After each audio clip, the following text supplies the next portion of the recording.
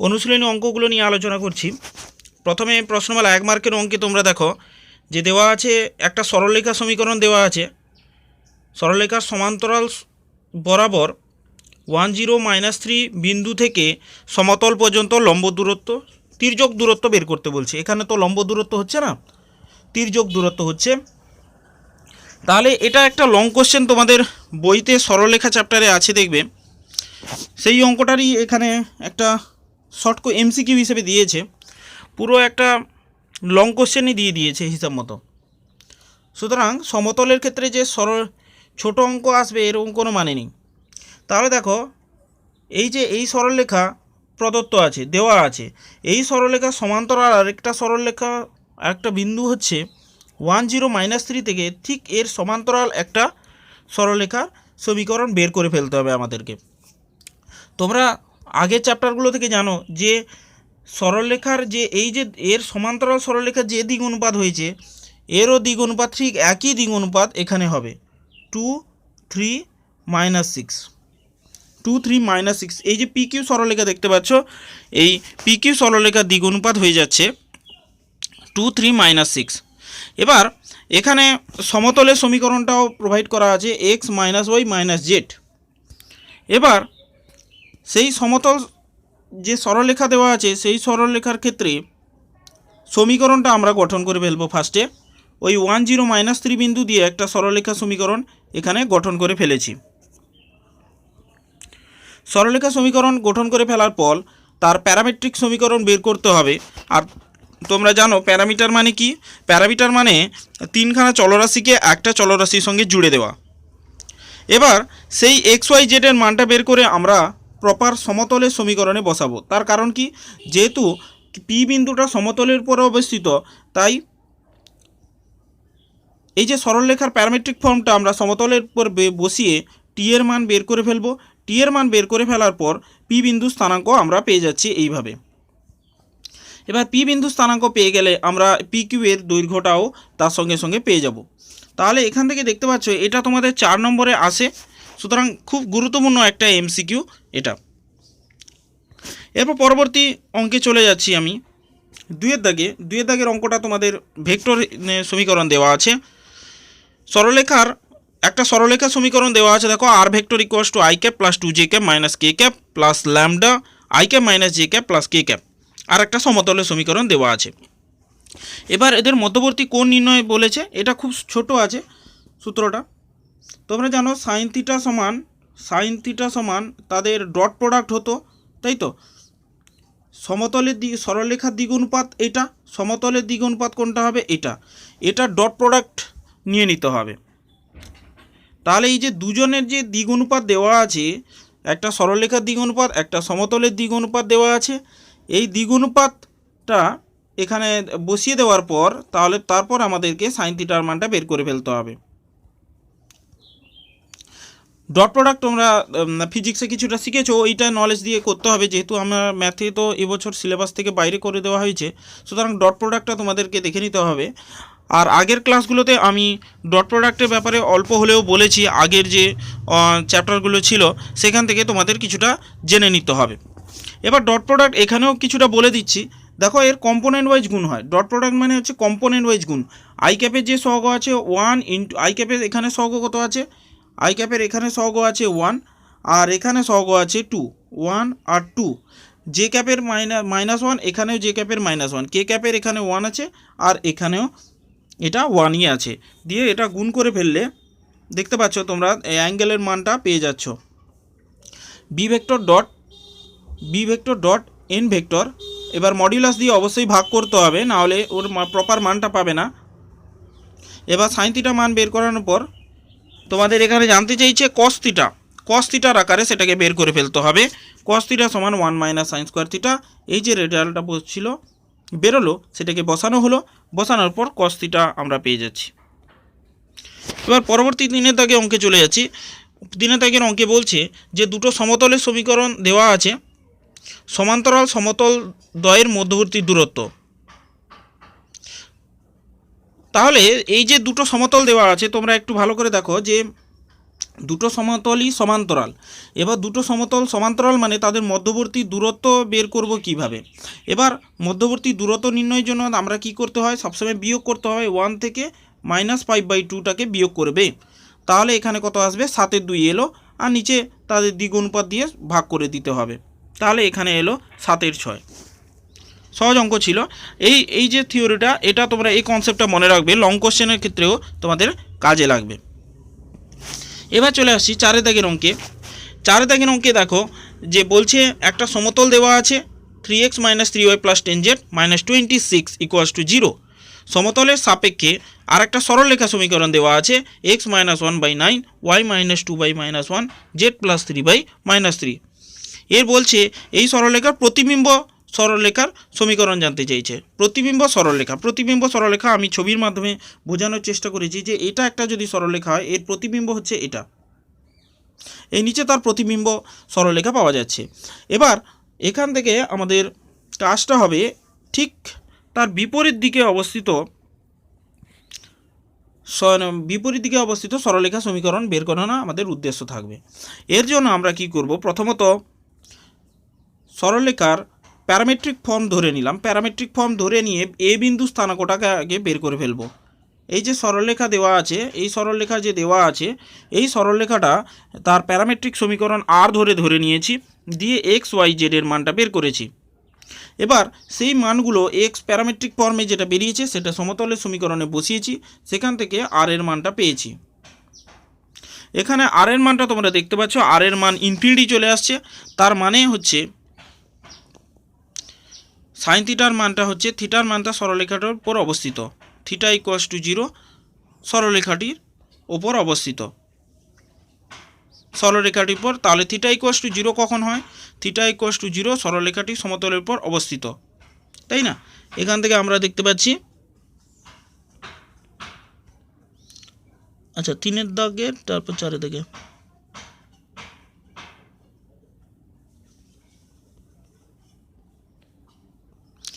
সরলরেখার উপর অবস্থিত, যে কারণের জন্য আমরা করলাম কি,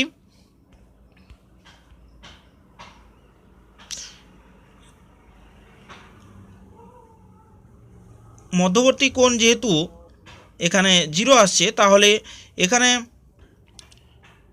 এর সমান্তরাল সমতল, তাহলে এর যে দ্বিগুণপাত হবে, এই যে সরলরেখাটির যে দ্বিগুণপাত দেখতে পাচ্ছ, সেই দ্বিগুণপাতযুক্ত সরলরেখা অপশান থেকে খুঁজে বের করে ফেলতে হবে। এদের মধ্যে অপশানে তোমরা দেখো যে ডি অপশানটার ক্ষেত্রে দ্বিগুণপাতটা কী আছে, ডি অপশানটার ক্ষেত্রে 18 - 2, হ্যাঁ অপশান ডি এর ক্ষেত্রে মিলে যাচ্ছে, দেখো 9 -1 -3। মানে এটা দেখানোর মাধ্যমে বোঝানো হচ্ছে যে এই যে সরলরেখাটা যে ছিল, এই যে সরলরেখাটা যে ছিল, আগে যে সরলরেখাটা যে ছিল, সেই সরলরেখাটা, এই যে সরলরেখার দ্বিগুণপাতটা, এই সরলরেখার দ্বিগুণপাতটা, তাহলে যে সরলরেখাটা আছে তার সমান্তরাল হবে। অ্যাকচুয়ালি এই যে সমতলটা দেওয়া আছে, সরলরেখাটা দেওয়া আছে, সেটা সমতলের সমান্তরাল, তার মানে প্রতিবিম্ব সরলরেখাটাও যে পাওয়া যাবে সেটাও সমতলের সমান্তরাল, আগে প্রুফ করে দিতে হবে। মানে এখানে সাইন থিটার মানটা 0 দেখিয়ে বোঝানো হলো যে যে আগে যে সরলরেখাটা প্রদত্ত আছে সেটা সমতলের সমান্তরাল হয়ে যাচ্ছে, যে কারণে যার প্রতিবিম্ব সরলরেখাও সমতলের সমান্তরাল হবে। এবার অপশান টেস্ট করে দেখে নিতে হবে এদের মধ্যে কোনটা সমান্তরাল আসছে। অপশান ডিটা থেকে দেখো যে অপশান ডির ক্ষেত্রে দুটো মাইনাস দেখতে পাচ্ছ, এখান থেকেই হিন্টসটা পেয়ে যাচ্ছি অঙ্কের ক্ষেত্রে। মানে এখানে যেরকম দুটো মাইনাস সাইন ছিল, ঠিক এখানেও দুটো মাইনাস সাইন আছে, প্লাস এই যে 2টাকে বের করে ভাগ করে দিলে পুরোপুরি এর যে দ্বিগুণপাত, যেহেতু সমান্তরাল তাহলে তার দ্বিগুণপাত আর আগের সরলরেখার দ্বিগুণপাতটা পুরো একই হয়ে যাচ্ছে। যেভাবে এইভাবে আমরা অপশান টেস্ট করে উত্তরটা পেয়ে যাব। 5 দাগের এবার বলছে, দেখো কি বলেছে, 7, 14, 5 বিন্দু থেকে সমতলের উপর অঙ্কিত লম্বের পাদবিন্দু স্থানাঙ্ক বের করতে বলছে। এবার সমতলের ক্ষেত্রে তোমরা জানো সমতলের দ্বিগুণপাতটা কী হবে, সমতলের দ্বিগুণপাত সমতলের লম্বাভিমুখী কাজ করে। যদিও সমতল একটা স্কেলার টার্ম, কিন্তু তার তবুও ভেক্টর আকারে প্রকাশ করা যায় বলে একটা অভিমুখ থাকে, কিন্তু সেটা ডট প্রোডাক্ট নিয়ে নিলে আর অভিমুখটা বোঝা যায় না। সমতলের ক্ষেত্রফল একটা স্কেলার টার্ম হয়েছে। এবার এর দ্বিগুণপাতটা হলে কী হবে, 2 4 -1, 2 4 -1 তার দ্বিগুণপাত এই দেখতে পাচ্ছ এখানে লেখা হয়েছে। তাহলে সমতলের অভিমুখের উপর, সমতলের সমান্তরালের উপর তার সমতলের উপর লম্ব আছে তার অভিমুখ, যে কারণে যে বিন্দুটা পাচ্ছ তোমরা 7 14 5, 7 14 5 একটা সরলরেখা গঠন করে দেওয়া যাচ্ছে, কারণ আমরা দ্বিগুণপাত 2 4 1 পেয়ে গেছি, আর একটা বিন্দু 7 14 5 পেয়ে যাচ্ছি, যে কারণে সরলরেখা সমীকরণ পেয়ে গেছি। সরলরেখা সমীকরণ পেয়ে যাওয়া মানে একটা প্যারামেট্রিক ফর্ম পেয়ে যাব। প্যারামেট্রিক ফর্ম পেয়ে যাওয়া মানে হচ্ছে টি এর মান পাবো। এই টি এর মান থেকে আমরা সমতলের উপর একটা বিন্দু স্থানাঙ্ক পেয়ে যাব। প্যারামেট্রিক ফর্মে সাজিয়ে, আরেকবার বলছি, প্যারামেট্রিক ফর্মে সাজিয়ে তাকে কি করতে হবে, একটা বিন্দু বের করতে হবে। বিন্দু বের করানোর পর এই যে প্যারামেট্রিক ফর্মে বিন্দু বের করে সমতলের সমীকরণে রিটার্ন বসিয়ে দিতে হবে, এই সমতলের সমীকরণে বসিয়ে দিতে হবে। বসিয়ে দিলে আমরা টি এর মান পাবো। টি এর মান থেকে আমরা সমীকরণ এই পাদবিন্দু স্থানাঙ্ক পেয়ে যাব। এরপর 7 দাগের অঙ্কে 6 দাগটা প্রয়োজন নেই, 6 দাগে অনেকগুলো অপশান টেস্ট করতে বলেছে, ওই অপশানগুলো এক একটা করে অঙ্ক হয়ে যাচ্ছে, এইরকম ধরনের কোশ্চেন তোমাদের দেবে না, সুতরাং 6 দাগটা অ্যাভয়েড করতে পারো। আর যদি চাও নিজেরা করবে, অসুবিধা থাকলে আমাকে জানাবে। 7 দাগে বলেছে 1 1 2 বিন্দু থেকে যে সমতলের উপর অঙ্কিত লম্বের পাদবিন্দু, একই অঙ্ক দিয়ে দিয়েছে, 6 দাগের মতো মানে 5 দাগের মতো হবে। এবার 8 দাগের অঙ্ক দেখো, যে দুটো সমতলের সমীকরণ দিয়েছে, আর vector dot A vector equals to lambda, R vector dot B vector equals to mu, সমতলের ছেদক সরলরেখাগামী সমতলের সমীকরণ। তাহলে এটা বের করানোর জন্য তোমরা করবে কি, আগে ল্যামডা আর মিউটা যে এই যে আছে এটাকে কাটিয়ে দিবে। এর জন্য কি করবে, একে মিউ দিয়ে গুণ করব, আর একে ল্যামডা দিয়ে, এই সমীকরণকে ল্যামডা দিয়ে গুণ করব, দিয়ে বিয়োগ করে দেবো। বিয়োগ করে দিলে এলিমিনেট হয়ে যাবে। এখানে আমি স্টেপটা দেখিয়েছি, দেখো, mu into R vector dot A vector minus lambda R vector dot B vector minus mu, এটা করে দিলাম। করে দেওয়ার পর দেখো যে ল্যামডা মিউটা কেটে গেল, এই যে এখান থেকে ল্যামডা মিউ বোথ সাইড থেকে এটা কেটে গেল। কেটে যাওয়ার পর আমরা আর ভেক্টরটাকে অবশ্যই কমন নিয়ে নেব, আর ভেক্টরটাকে আমরা কমন নিয়ে নিলাম। আর ভেক্টরটাকে কমন নিয়ে নেওয়ার পর সেটাকে সমতলের সমীকরণে আকারে লিখে ফেললাম। তাহলে এটা অপশান বি হবে এর উত্তর। 9 দাগের অঙ্কে বলেছে যে একটা সমতলের অভিলম্বের সঙ্গে লম্ব সরলরেখা সমীকরণ এত হলে ল্যামডা এর মান। আচ্ছা, তোমরা তো অবশ্যই জানো যে সমতলের যে অভিমুখ আর সরলরেখার অভিমুখ একই হয়ে যাবে। কারণ কি, একটা সমতল ধরো এরকম দেওয়া আছে, সমতলের অভিমুখ এই বরাবর কাজ করে, কত হবে, 2 3 আর 4 বরাবর কাজ করে। এবার সরলরেখার অভিমুখ তাহলে এর সমান্তরাল হয়, সরলরেখা অভিমুখে সমান্তরাল হবে সমতলের, সেটাই তো বলেছে এখানে। লম্ব যেহেতু বলেছে সমতলের উপর লম্ব, তাহলে এর অভিমুখের উপর সঙ্গে সমান্তরাল হয়ে যাচ্ছে, যে কারণে এর অভিমুখ 2 3 আর 4 হয়ে যাচ্ছে, 2 3 4 হয়ে যাচ্ছে, যে কারণে সরলরেখার সঙ্গে কম্পেয়ার করলে তোমরা দেখতে পাচ্ছ ল্যামডার মান, যেহেতু সরলরেখার পর লম্ব, তাহলে লম্ব হওয়ার শর্তটা এখানে কাজে, এখানে একটু অঙ্কটা ভুল হয়েছে,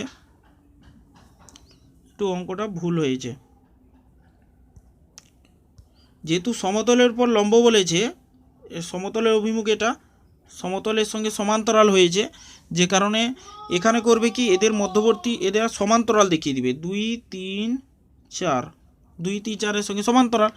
তাহলে ল্যামডার মান শুধু 4 আসবে, ল্যামডার মান 4 আসবে।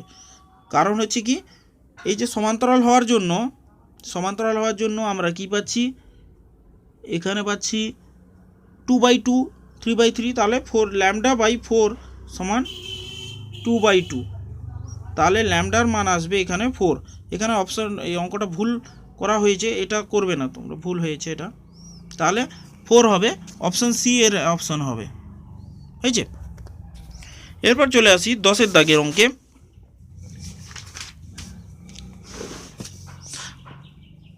10 দাগেরটা সহজ আছে, 10 11 12 তোমরা পারবে, ওই মধ্যবর্তী কোণ বের করতে বলেছে, সুতরাং এখানে কোনো কঠিন অঙ্ক নেই, সুতরাং আমি এগুলোকে অ্যাভয়েড করছি।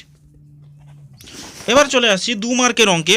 2 মার্কের অঙ্কে এখানে বলছে যে একটা সরলরেখা সমীকরণ ভেক্টর সমীকরণ দেওয়া আছে I cap plus 2 J cap minus K cap plus T I cap minus J cap plus K cap সরলরেখার সঙ্গে সমতলের মধ্যবর্তী অন্তর্গত কোণ নির্ণয় করতে বলছে। এবার কোণ নির্ণয় করতে বলছে তার মানে হচ্ছে এদের ভেক্টর সমীকরণ এখানে যার অভিমুখটা দেখে নিতে হবে বি ভেক্টর, তোমরা তো জানো ডট প্রোডাক্ট নিতে হবে সাইন থিটা ডট প্রোডাক্ট। এবার সরলরেখার দিক অনুপাত এটাকে নির্দেশ করে, সমতলের দিক অনুপাত এটা হচ্ছে। তাহলে এদের এই দুটো অনুপাতকে যদি আমি বি ভেক্টর আর এটাকে যদি এন ভেক্টর ধরে নিই তাহলে সাইন থিটার সূত্রে দেখো B vector dot N vector modulus B vector modulus N vector. তাহলে সেইভাবে ডট প্রোডাক্ট তোমরা যে ফিজিক্সে শিখেছিলে সেই অনুযায়ী এটা করে দিলে উত্তর চলে আসবে। মধ্যবর্তী কোণ ডট প্রোডাক্ট মানে কম্পোনেন্ট ওয়াইজ গুণ হয়, সবসময় জানো কম্পোনেন্ট আই ক্যাপের সঙ্গে আই ক্যাপের কম্পোনেন্ট, জে ক্যাপের সঙ্গে জে ক্যাপের কম্পোনেন্ট, কে ক্যাপের সঙ্গে কে কম্পোনেন্ট, তাই তো 1 ইন্টু 2 এই জন্য 2, -1 ইন্টু -1 তাহলে 1, 1 ইন্টু 1 তাহলে এখানে 1। তাহলে এইভাবে তোমরা সাইন থিটার মানটা বের করে ফেলতে পারবে, সাইন ইনভার্স করে দেবে দিলে হয়ে যাবে। 2 দাগের অঙ্কে খুব ভাইটাল একটা অঙ্ক দিয়েছে, এই টাইপের অঙ্কগুলো বেশি থাকে তোমাদের। তাহলে বলেছে 1 - 3 - 2 বিন্দুগামী এবং দুটো সমতলের সমীকরণ দেওয়া আছে, সমতল দুটির উপর লম্ব সমতলের সমীকরণ। তাহলে এইটা অঙ্কগুলো করার সহজ পদ্ধতি হচ্ছে ওই বিন্দুগামী সমতলের সমীকরণ ধরে নাও। 1 - 3 - 2 বিন্দুগামী সমতলের সমীকরণ কি হবে, এটা তোমাদের পুরো থিওরিতে আমি পড়িয়েছিলাম। এখানে হবে a into X minus 1 b into A Y plus 3 c into Z plus 2। এবার একে এই যে সমতলটা পেলে, এই সমতলটা পেলে এই তার দুটো সমতলের পর লম্ব বলেছে। তাহলে লম্ব হওয়ার শর্ত কি আমরা জানি, লম্ব হওয়ার শর্ত হচ্ছে এর যে কম্পোনেন্টগুলো এদের কম্পোনেন্ট পর লম্ব হওয়ার শর্তটাকে পুট করে দেওয়া। তাহলে এখানে হবে a into 1 b into 2 c into 2। তাহলে এটা হলো একটা, আর একটা হলো 3 into a 3 into b 2 into C, এই যে এখানে দুটো শর্ত। তারপরে এখানে বজ্রগুণন পদ্ধতি অ্যাপ্লাই করব, বজ্রগুণন এ বি সি, এখানে বজ্রগুণন পদ্ধতি অ্যাপ্লাই করে এ বি সি এর একটা অনুপাতের আকারে মান পেয়ে যাব। অনুপাতের আকারে একটা মান পেলে এ বি সি মান পাওয়ার পর অরিজিনাল যে সমতলের সমীকরণ ছিল এই সমীকরণে আমরা এ বি সি এর মানটাকে বসিয়ে দেব, বসিয়ে দিলে এর উত্তর চলে আসবে, ক্যালকুলেশন করলে উত্তর চলে আসছে। এরপর চলে আসছি 3 দাগের অঙ্ক তোমরা করবে, ঠিক একই লজিক আছে এখানে 3 দাগের অঙ্কে, শুধু একটা বিন্দুগামী ধরে নিবে, এই বিন্দুগামী ধরে নিয়ে দ্বিতীয় বিন্দুটাকে বসিয়ে দেবে, তাহলে একটা সমীকরণ পেলে, এই যে একটা সমীকরণ পেলে। আর সমতলের উপর লম্ব বলেছে, লম্ব হওয়ার শর্ত তো তোমাদের বলেই দিয়েছি, এইটা অ্যাপ্লাই করবে দিলে হয়ে যাবে, দিলে সমতলের সমীকরণ পেয়ে গেছো। এবার 4 দাগের চলে আসো। 4 দাগের অঙ্কগুলো তোমাদের আমি যেহেতু বেশিরভাগই কার্তেশীয় দিয়ে করিয়েছি, তাহলে তোমরা চেষ্টা করবে ওইগুলোকে কার্তেশীয় দিয়ে করার, কার্তেশীয় দিয়েও অঙ্কগুলো করার চেষ্টা করবে, কারণ কার্তেশীয় করলে তোমাদের অঙ্ক করতে সুবিধা হবে। যেহেতু ভেক্টর তোমরা ঠিক করে শেখোনি আর ফিজিক্সে ঠিক করে শেখোনি, প্লাস ম্যাথে তো পুরো চ্যাপ্টারটাই বাদ পড়ে গেছে, যে কারণে এখানে ভেক্টরটা মোটামুটিভাবে জানা অংশগুলোকে আমরা কার্তেশীয় করে নেব। কারণ ডট প্রোডাক্ট থেকে আমরা জানি যে আর ভেক্টর মানে হচ্ছে X I cap plus Y J cap plus Z K cap, এই 3টে ব্যাপার থাকছে। এবার ডট প্রোডাক্ট নিয়ে নেওয়া মানে হচ্ছে 2x, তাহলে এখানে ডট হচ্ছে 2x y 3z, তাহলে x = 7, এটা একটা সমতলের সমীকরণ পেলাম। এবার ঠিক একই রকমভাবে 2x 5y 3z = 9, এটা আর একটা সমীকরণ পেলাম। এবার এখান থেকে তোমরা দেখতে পাবে যে দুটো সমতলের ছেদকগামী সরলরেখার সমীকরণ কি হবে। এবার দুটো সমতল ধরো, এটা একটা সমতল আর এটা একটা সমতল, দুটো সমতল পরস্পরকে ছেদ করেছে, সেই ছেদ বিন্দুগামী আর একটা সমতল, এই যে সমতল একটা আঁকলাম, এই যে এই মাঝখানের দিকে এই যে সমতলটা, এই সমতলের সমীকরণ কি হবে, ল্যামডা দিয়ে অ্যাটাচ করে দিতে হবে, ল্যামডা বা কোনো একটা ধ্রুবক দিয়ে অ্যাটাচ করে, কে দিয়ে করেছি, এটা হলো ছেদকগামী সমতলের। আর দুটো সমতল পরস্পরকে ছেদ করা মানে একটা সরল রেখা গঠন হচ্ছে। এবার সেই অনুযায়ী এখানে আমরা 2 1 3কে বসিয়ে দেব। 2 1 3কে বসিয়ে দেওয়ার পর আমরা কে এর মানটা পেয়ে যাব। কে এর মানটা পেয়ে গেলে আবার রিটার্ন সমতলের সমীকরণে বসিয়ে দেব। বসিয়ে দিলে আমরা সমতলের সমীকরণটা পেয়ে যাচ্ছি।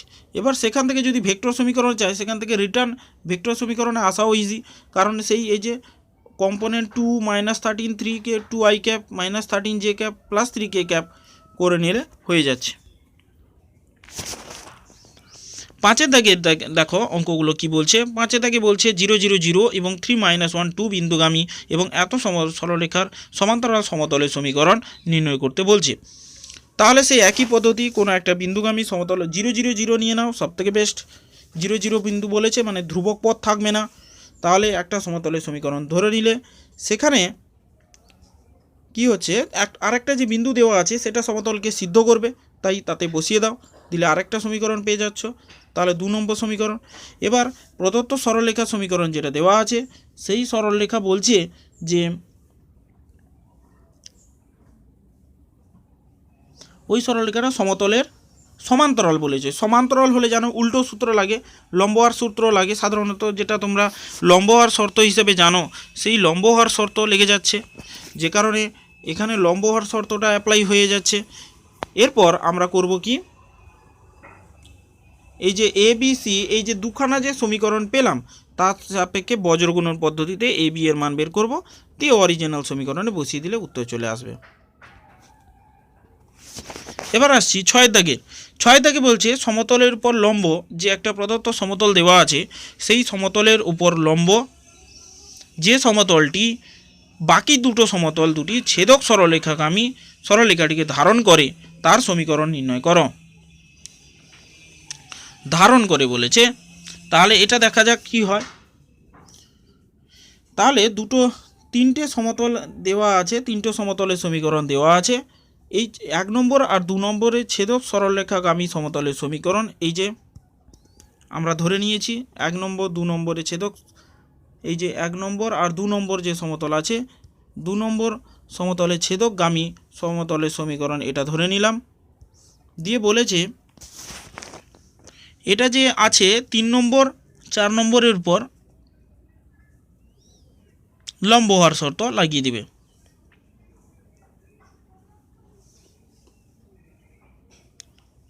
লম্ব হওয়ার শর্ত লাগিয়ে দেবে, যেহেতু লম্ব বলেছে লম্ব হওয়ার শর্ত লাগাবে।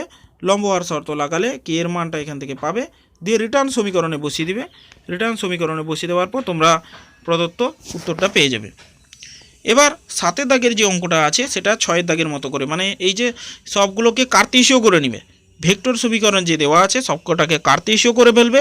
কার্তেশীয় করে ফেললে একইভাবে অঙ্কগুলো হয়ে যাবে, মানে বিশেষ কিছু পার্থক্য নেই। মানে 6 আর 7-এর মধ্যে সেখানে ভেক্টর দিয়ে দেওয়া আছে, সেখানে মানে কার্তেশীয় দেওয়া ছিল 6 দাগের অঙ্কে, 7 দাগে ভেক্টর দেওয়া আছে।